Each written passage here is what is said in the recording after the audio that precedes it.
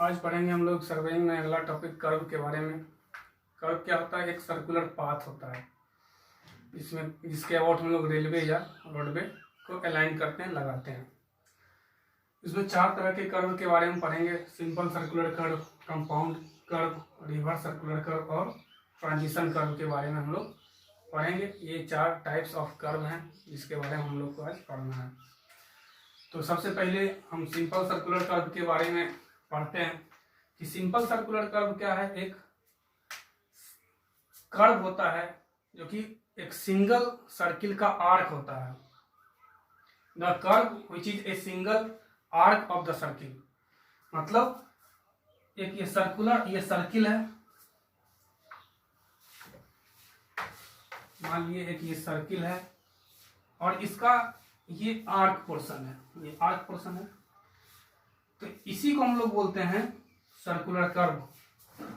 मतलब ये क्या होता है? एक सर्किल का आर्क होता है। यानी इसको हम लोग डिफाइन कैसे करते हैं, मतलब इसका डिफिनीशन हम लोग जानने का कोशिश करते हैं। The curve which is a single arc of circle is known as simple circular curve। हम लोग क्या लिखें कि the curve which is a single arc, मतलब एक ऐसा कर्व हो इसमें क्या हो, एक सिंगल आर्क हो। मतलब सिंगल आर्क करने का मतलब हुआ एक इस तरह का आर्क हो, मतलब ये एक सर्किल का पार्ट है और सर्किल ये हुआ होल सर्किल, और इसका जो हम लोग पार्ट लेते हैं, कुछ पार्ट लिए, इसी को बोलते हैं हम लोग आर्क। इसको आर्क बोलते हैं और इसको कॉर्ड बोलते हैं। ये हुआ आर्क, ARCH, ये हुआ कॉर्ड। तो क्या है? ये सिंगल है, मतलब एक ही है, मतलब इसका रेडियस थ्रू आउट यहां से यहां तक क्या है, सेम है। यहां से लेके यहां तक इसका रेडियस R है और ये सेंटर O है, और इधर ये हुआ टेंजेंट T1, T2, ये B, A और C। मतलब ये जो कर्व है वो सिंगल एक सर्किल का पार्ट है और जिसका रेडियस R है, इसका 2 टेंजेंट है। इसमें हम लोग डिफिनीशन में पढ़े, the curve which is a single arc of circle, मतलब किसी भी सर्किल का एक आर्क को हम लोग क्या बोलते हैं, सिंपल सर्कुलर कर्व बोलते हैं। इसमें एक सेंटर होता है और 2 टेंजेंट है यहाँ पे। तो अभी हम लोग देखे सिंपल सर्कुलर कर्व, मतलब इसमें क्या होता है, सर्किल का एक पार्ट लेते हैं, एक आर्क लेते हैं, और जो थ्रू आउट क्या होता है, उसका रेडियस सेम होता है। कहीं से भी हम लेंगे तो ये रेडियस क्या होगा, सेम होगा। इसी को बोलते हैं हम लोग सिंपल सर्कुलर कर्व। अब आगे हम लोग देखते हैं, दूसरा हम लोग का है कंपाउंड कर्व। कंपाउंड कर्व क्या होता है? ये दो कर्व का क्या होता है, ये 2 सिंपल सर्कुलर कर्व का कंबाइंड फॉर्म होता है। उसी को हम लोग बोलते हैं कंपाउंड कर्व। इसको पहले डिफाइन करते हैं, उसके बाद फिर हम लोग समझेंगे। A curve which is consist of 2 or more arc of different radii, radius का ये प्लूरल फॉर्म है, having different center lying on same side of the common tangent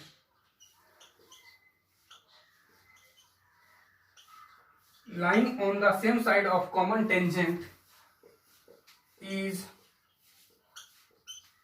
known as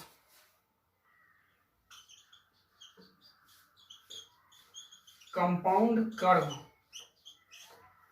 मतलब इसमें हम लोग क्या सीखने की कोशिश कर रहे हैं कि a curve which is consist of, मतलब एक कर्व है जो बना हुआ है टू और मोर आर्क, यानी दो या उससे अधिक आर्क से बना हुआ, दो हो, तीन हो, चार हो, आर्क से बना हुआ ऑफ डिफरेंट रेडियाई, मतलब उसका आर्क का जो है रेडियस क्या होना चाहिए, अलग अलग होना चाहिए, हैविंग डिफरेंट सेंटर, और सेंटर भी इसका अलग अलग होगा। मतलब एक कंपाउंड कर्व हम उसको बोलते हैं जिसका दो या दो से अधिक आर्क से बना हुआ हो, दोनों का सेंटर अलग हो, दोनों का रेडियस अलग हो, और दोनों सेंटर जो हो वो सेम साइड हो कॉमन टेंजेंट के। अभी हम लोग देखेंगे कॉमन टेंजेंट क्या होता है। Lying on the same side of the common tangent is known as compound curve. अब कंपाउंड कर्व का हम लोग फिगर देखते हैं। सबसे पहले एक ये कर्व है, आर्क है, और एक दूसरा आर्क है। इसका सेंटर कुछ यहाँ पे है और इसका सेंटर यहाँ, इसको O1 मान लेते हैं, इसको O2, ये R1, ये R2, और इस दोनों कर्व से जो सट के जाए उसको हम लोग बोलते हैं कॉमन टेंजेंट। मतलब यहां से एक टेंजेंट अगर इस पॉइंट पे डालेंगे तो इसको बोलते हैं हम लोग कॉमन टेंजेंट। यानी कॉमन टेंजेंट के एक ही और सेंटर होना चाहिए। अगर हम कंपाउंड कर्व बना रहे हैं तो सेंटर जो होना चाहिए दोनों आर्क का, ये दो आर्क से बना हुआ है, एक आर्क ये है और एक आर्क ये है, इसका रेडियस, इसका ये सेंटर, इस आर्क का ये रेडियस, ये सेंटर। यानी डिफिनीशन में हम लोग पढ़े हैं कि ये बना हुआ रहता है दो या मोर देन टू आर्क से, और जिसमें दोनों आर्क का रेडियस अलग होता है और दोनों का सेंटर अलग अलग होता है। यहाँ हम लोग देख रहे हैं कि कॉमन टेंजेंट की एक ही और सेंटर होता है अकॉर्डिंग टू डिफिनीशन। तो इसको हम लोग यहाँ इस पॉइंट पे एक टेंजेंट डालते हैं, एक इस पॉइंट पे टेंजेंट डालते हैं, इसको बोल देते हैं हम लोग T1। ये पॉइंट मान लेते हैं E, जो भी मन है मान लिया जाए, ये F, ये T2, ये C। तो ये हमारा हो गया कंपाउंड कर्व। यानी इसमें आर्क का संख्या कितना है, दो है, इससे ज्यादा भी आर्क का संख्या हो सकता है, फिर हम इधर भी ले लेते अगर, तो ये कॉमन टेंजेंट हो जाता, ये रेडियस हो जाता। तो मोर देन टू आर्क अगर हो तो उसको हम लोग बोलते हैं कंपाउंड कर्व। बस इसमें यही ध्यान रखना है ऑब्जेक्टिव पॉइंट ऑफ व्यू से कि कॉमन टेंजेंट्स के एक ही और क्या होता है, इसका सेंटर होता है। कंपाउंड कर्व का दोनों आर्क का सेंटर कॉमन टेंजेंट के एक ही ओर होता है। इसके बाद हम लोग पढ़ते हैं आगे रिवर्स कर्व।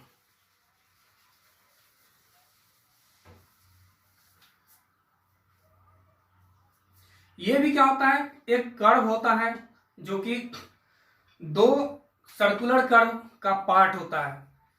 इसको पहले हम लोग पहले लिखते हैं, फिर इसको हम लोग समझेंगे। रिवर्स कर्व के बारे में यहाँ पे अभी हम लोग डिस्कस करेंगे। मतलब ये तीसरा नंबर कर्व पे आ गए हम लोग। तीसरा नंबर कर्व क्या है, a curve which is consist of, a curve which is consist of different circles of same or different radii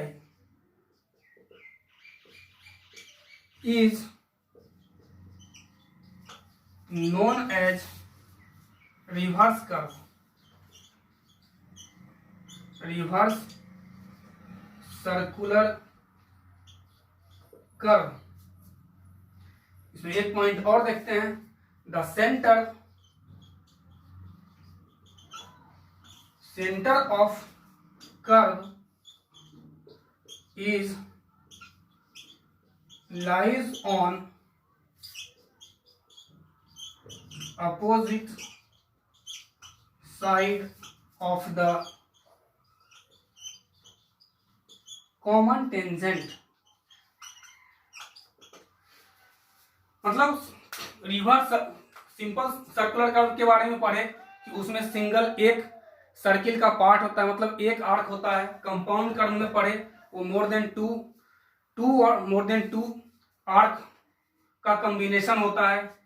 उसके बाद हम लोग रिवर्स कर्व के बारे में पढ़ते हैं। A curve which is consist of different circle, मतलब एक कर्व जो कि बना हुआ होता है डिफरेंट सर्किल का, अलग अलग सर्किल से, ऑफ सेम रेडियाई, उसका रेडियस सेम भी हो सकता है और डिफरेंट रेडियाई, मतलब उसमें जो रेडियस होगा दोनों कर्व का वो सेम भी हो सकता है और अलग भी हो सकता है। उसको हम लोग रिवर्स कर्व बोलते हैं। पहले इसका फिगर देखते हैं तो और अच्छे से क्लियर होगा।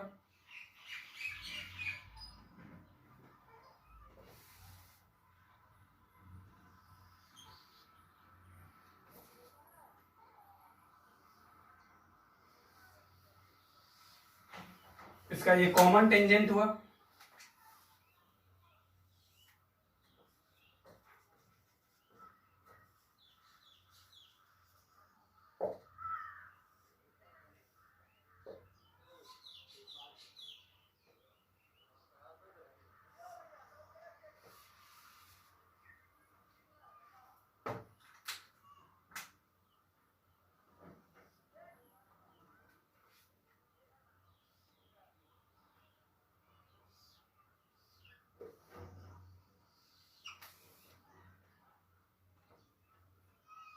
ये कॉमन टेंजेंट हुआ। इसको इसका सेंटर ये O1, ये O2, ये रेडियस R1, ये R2, यहाँ एक टेंजेंट हम लोग डाल देते हैं ये T1, एक इधर टेंजेंट ये डाल देते हैं ये T2। तो क्या हम लोग पढ़ रहे हैं? रिवर्स कर्व के बारे में।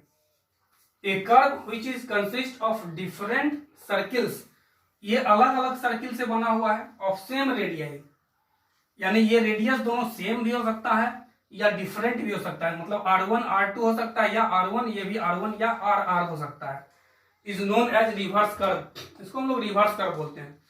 सबसे मेन पॉइंट इसमें क्या है कि इसका जो कॉमन टेंजेंट, इसमें कॉमन टेंजेंट जो है ये उसके अपोजिट होगा सेंटर, मतलब एक कॉमन टेंजेंट के इस ओर, एक कॉमन टेंजेंट के इस ओर, मतलब centre lies on opposite side of the common tangent. इसको हम लोग बोलते हैं रिवर्स कर्व। मतलब तीन तरह का कर्व पढ़े, simple circular curve, compound curve और रिवर्स सर्कुलर कर्व। इसके बाद लास्ट मेरा बचता है ट्रांजिशन कर्व। इसके बारे में फिर देखते हैं हम लोग ट्रांजिशन कर्व क्या है।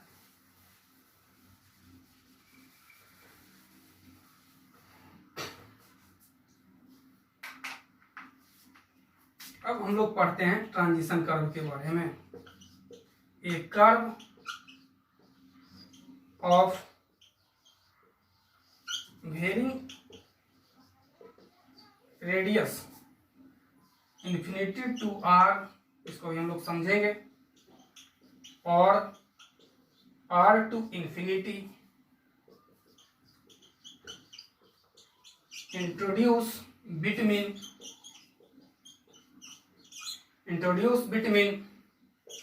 a straight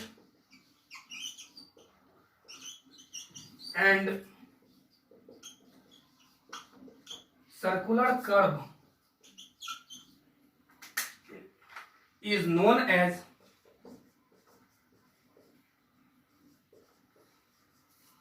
as transition curve।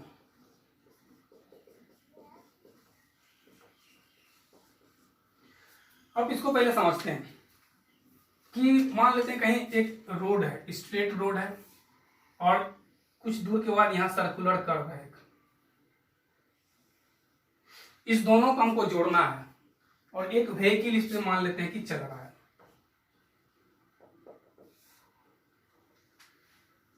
तो इसको हम लोग शार्पली नहीं जोड़ सकते हैं। अगर शार्पली जोड़ेंगे तो यहाँ क्या होगा, ओवरटर्न कर जाएगा व्हीकल। तो इस केस हम लोग को क्या करना पड़ता है, यहाँ पे कर्व धीरे धीरे इंट्रोड्यूस करना पड़ता है। मतलब यहाँ कर्वेचर धीरे धीरे स्ट्रेट से इस सर्कुलर कर्व के रेडियस के बराबर में लाना पड़ता है। इसको कुछ इस तरह से दिखाते हैं हम लोग। इधर भी मान लेते हैं कि स्ट्रेट रोड है, इसको भी हम लोग क्या करते हैं, मतलब ये पार्ट जो है वो ट्रांजिशन कर्व है।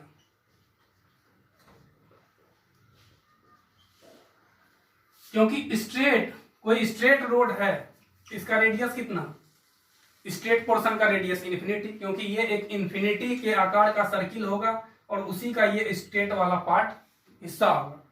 तो इस समय इसका radius r equal to infinity है और इसका कुछ रेडियस होगा इस कर्व का, इस कर्व का रेडियस मान लेते हैं हम r। तो ये कहां से कहां वेरी किया, इन्फिनिटी से घटते घटते कहां तक आया, r तक आया, और फिर यहां से यहां तक कांस्टेंट, और फिर यहां से क्या हुआ, r से लेके फिर बढ़ते बढ़ते ये इन्फिनिटी है। मतलब स्ट्रेट पार्ट का रेडियस क्या होता है, इन्फिनिटी होता है, इसलिए इसका radius infinity to r vary करता है या r टू इन्फिनिटी।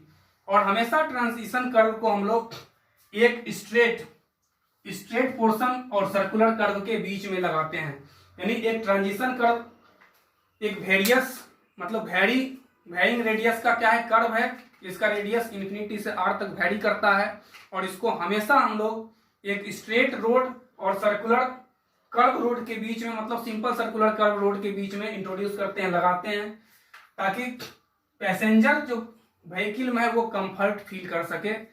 और इस पोर्शन को इसलिए हम लोग बोलते हैं ट्रांजिशन कर्व। तो आज हम लोग पढ़े चार तरह का कर्व के बारे में पढ़े। इसके बाद आगे